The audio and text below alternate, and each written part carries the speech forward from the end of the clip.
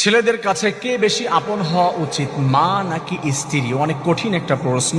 আমাদের মা কিন্তু আমাদের জন্ম দিয়েছে, আমাদের স্ত্রী কিন্তু আমাদের শেষ পর্যন্ত থাকে, মৃত্যু পর্যন্ত। ম্যাক্সিমাম জায়গায় দেখা যায় মায়েরা কিন্তু শেষ পর্যন্ত থাকে না। আমার যৌবন অবস্থাতে আমার মা মৃত্যুবরণ করে, আর স্ত্রী কিন্তু আমার জীবনের শেষ পর্যন্ত থেকে যায় ম্যাক্সিমাম। সেটাই বলছি, তা কাকে আমি আপন জানবো?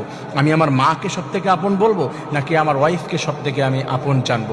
মনে রাখবেন, অথচ আমার ওয়াইফ কিন্তু আমার বাম পাজরের হাড্ডি দিয়ে সৃষ্টি করা হয়েছে, রব্বুল আলামিনের কথা। প্রিয় ভাইয়েরা, যদি এই প্রশ্নটি আপনাদের কাছে আসে তাহলে আপনারা কি আনসার করবেন আমি জানি না।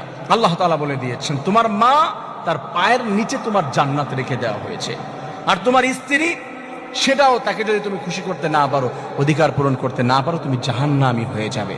মায়েদের পায়ের নিচে আল্লাহ তাআলা জান্নাত রেখে দিয়েছে। মনে রাখবেন, আপনার মা এবং আপনার স্ত্রী, এই দুইজনের দোয়া কিন্তু আপনার জীবন পরিবর্তন হয়ে যাবে। এই দুইজনের